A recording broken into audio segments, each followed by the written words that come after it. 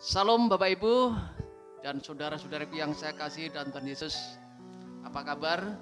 Saya percaya bahwa kita semua di dalam berkat-berkat pemeliharaan Tuhan karena kita percaya Allah kita Allah yang ajaib, Allah yang terus berkarya dan Dia Allah yang Emmanuel. Kita akan belajar firman Tuhan, mari kita berdoa. Bapa, kami bersyukur buat kebaikan-Mu yang terus kami alami dalam kehidupan kami. Sekarang kami mau belajar firman-Mu, mohon Roh Kudus berikan pengertian akan firman Tuhan yang kami pelajari. Dalam nama Tuhan Yesus kami berdoa, amin. Kita buka Alkitab kita dalam kitab Kejadian pasal yang ke-25, kita baca ayat yang ke-27 sampai ayat yang ke-34. Kejadian pasal yang ke-25 ayat yang ke-27 sampai ayat yang ke-34. Begini bunyi firman Tuhan. Lalu bertambah besarlah kedua anak itu. Esau menjadi seorang yang pandai berburu, seorang yang suka tinggal di padang. Tetapi Yakub adalah seorang yang tenang, yang suka tinggal di kemah. Ishak sayang kepada Esau sebab dia suka makan daging buruan, tetapi Ribka kasih kepada Yakub. Pada suatu kali Yakub sedang memasak sesuatu. Lalu datanglah Esau dengan lelah dari padang. Kata Esau kepada Yakub, berikanlah kiranya aku menghirup sedikit dari yang merah-merah itu, karena aku lelah. Itulah sebabnya namanya disebutkan Edom. Ya, kenapa disebut Edom? Karena dia berambut merah, ya, Edom. Ayat yang ke-31, tetapi kata Yakub, jualah dahulu kepadaku hak kesulunganmu. Saud Esau, sebentar lagi aku akan mati, apakah gunanya bagiku hak kesulungan itu? Kata Yakub, bersumpahlah dahulu kepadaku. Maka bersumpahlah ia kepada Yakub dan dijualnyalah hak kesulungannya kepadanya. Lalu Yakub memberikan roti dan masakan kacang merah itu kepada Esau. Ia makan dan minum, lalu berdiri dan pergi. Demikianlah Esau memandang rendah hak kesulungan itu. Tema firman Tuhan yang kita pelajari pada hari ini adalah nasi telah menjadi bubur. Ya. Ini adalah sebuah peribahasa. Artinya apa peribahasa ini?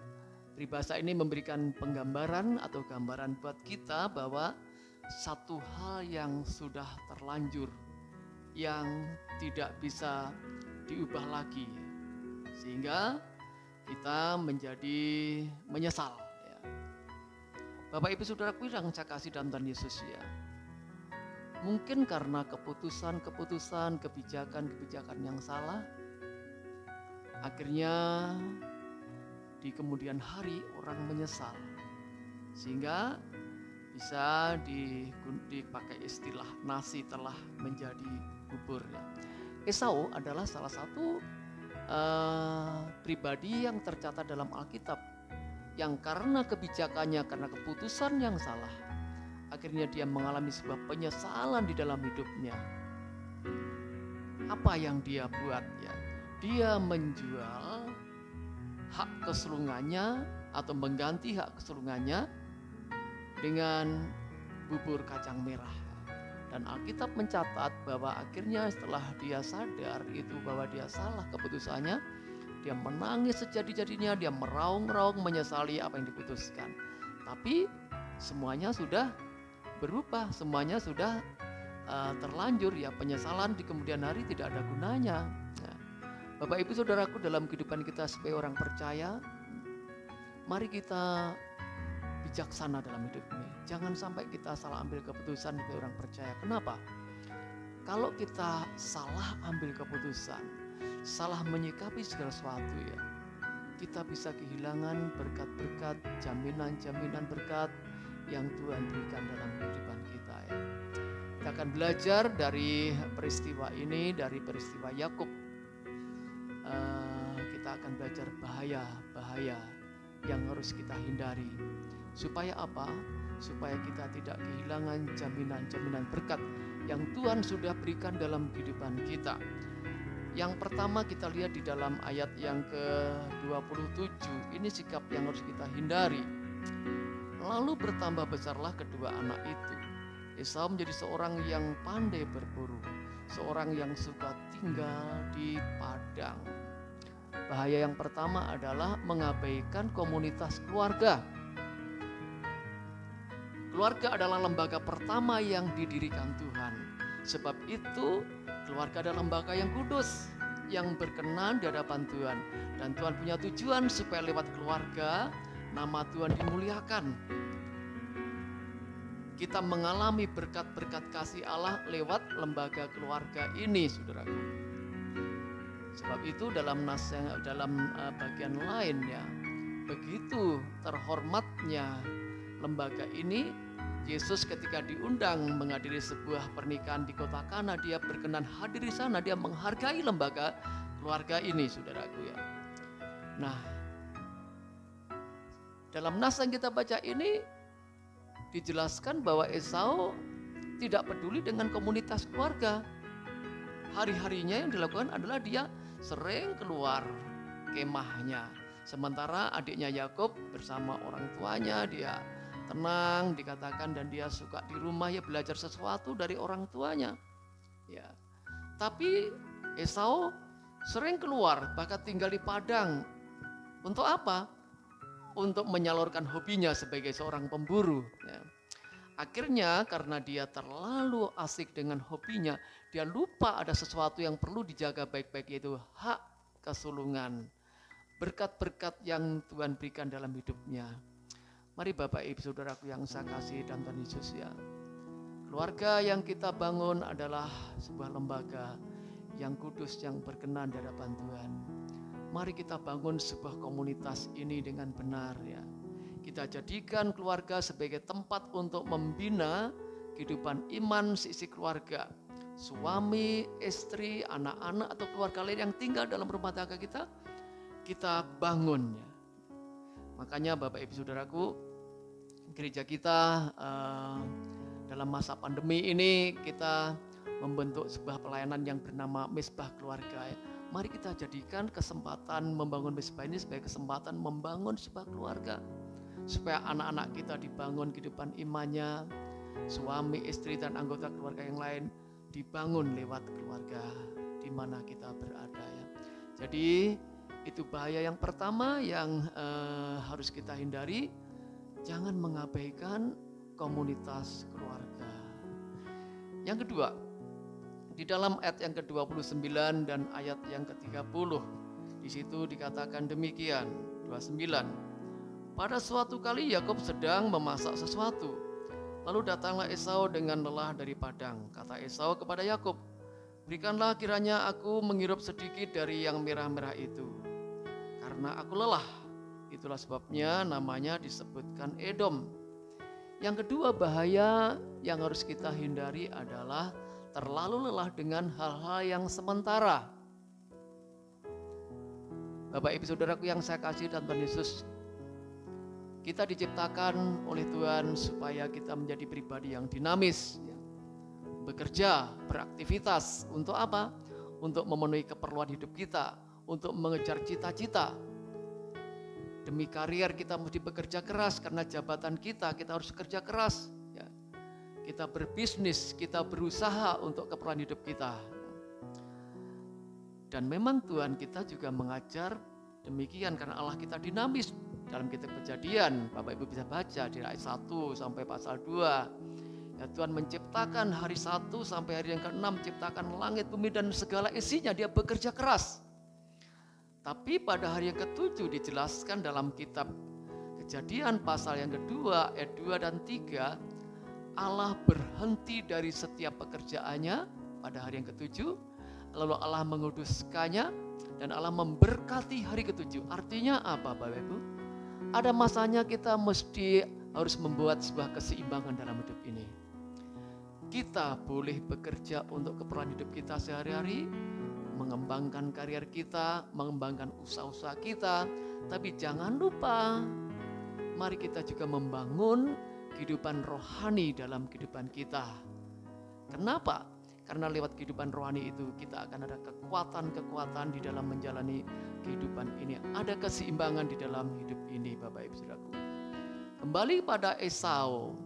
Esau karena dia asik dengan hobinya sebagai seorang pemburu. Ya. Bukan saja hobi, mungkin pekerjaannya sebagai pemburu. Kerja terus, Bapak Ibu. Dia lupa yang harus dia jaga, yaitu kehidupan imannya. Ya. Berkat hak kesulungan harus dia jaga. Sehingga akhirnya Bapak Ibu Saudaraku, dia abaikan hak kesulungannya. Jadi itu yang kedua, mari kita hindari bahaya terlalu lelah dengan yang sementara.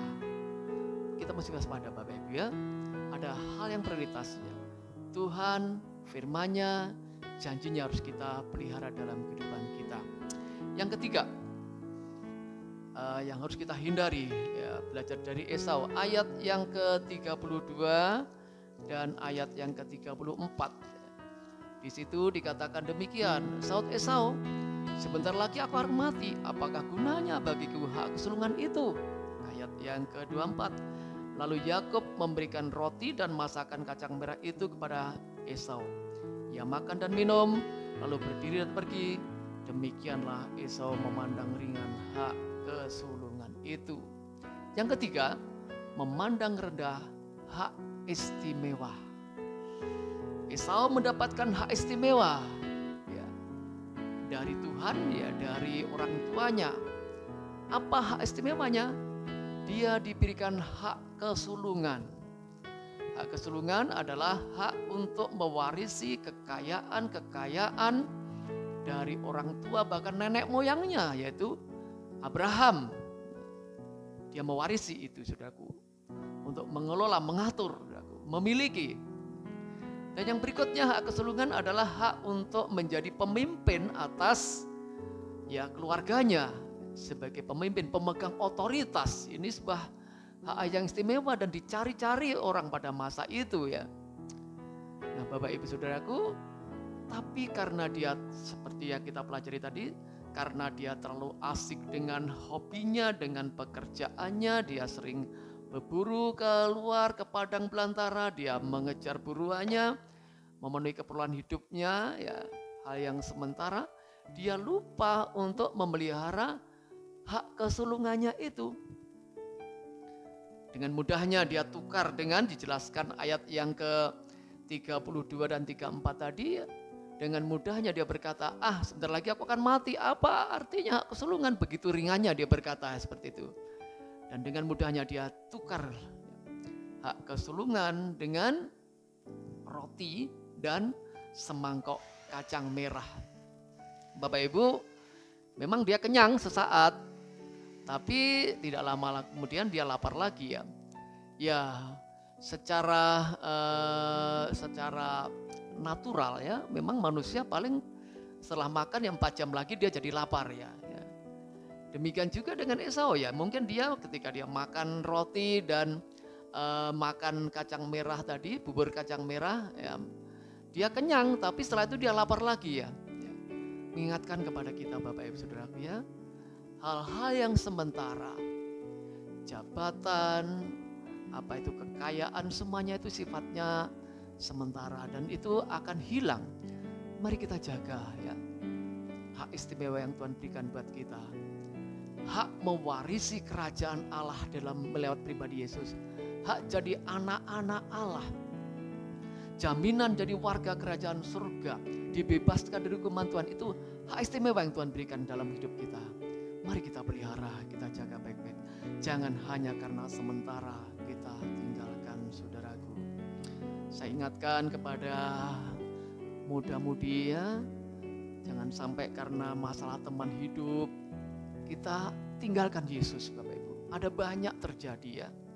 Jangan sampai karena jabatan, jangan sampai karena kekayaan kita abaikan kebenaran. Kita korbankan Yesus di dalam kehidupan kita. Ya, Esau menjadi pembelajaran buat kita. Sehingga dalam kitab Ibrani pasal yang ke-12 ayat yang ke-16 di sana dikatakan, janganlah ada orang menjadi cabul atau mempunyai nafsu rendah seperti Esau yang menjual hak kesulungannya dengan semangkok atau sepiring makanan kacang merah. Dan Bapak Ibu, saya rindu supaya kita jaga pelihara kehidupan iman kita. Sekarang memang sedang musim pandemi ya. Gereja berbagai cara lakukan ya supaya kita terus membangun imannya. Ada link khotbah yang kita kirimkan, ada renungan-renungan yang kita sampaikan. Mari kita baca, kita bangun mezbah Allah dalam rumah tangga kita. Tujuannya apa? Supaya memelihara kehidupan iman kita, menjaga berkat-berkat yang Tuhan berikan dalam kehidupan kita. Jadi hari ini kita belajar tema nasi telah menjadi bubur ya.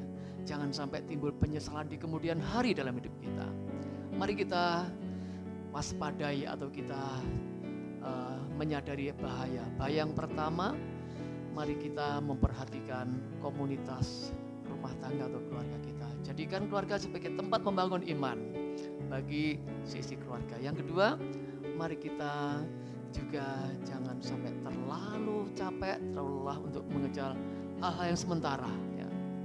Dan yang ketiga, mari kita jangan memandang rendah hak istimewa yang Tuhan berikan dalam kehidupan kita. Kiranya Tuhan memberkati kita. Amin. Mari kita berdoa. Bapak, terima kasih buat firman-Mu, tanamkan firman Tuhan dalam kehidupan kami. Terima kasih buat hak istimewa yang Tuhan berikan kepada kami. Dalam Yesus kami mendapatkan pengampunan dosa. Melalui Yesus kami mendapatkan keselamatan, hak istimewa menjadi anak-anak Allah, mewarisi kerajaan surga. Biarlah kami jaga, kami pelihara dalam kehidupan kami. Pengalaman Esau yang akhirnya menyesal biarlah jadi pembelajaran buat kami. Di dalam nama Tuhan Yesus kami bersyukur dan berdoa. Amin. Salam, Tuhan memberkati kita. Amin.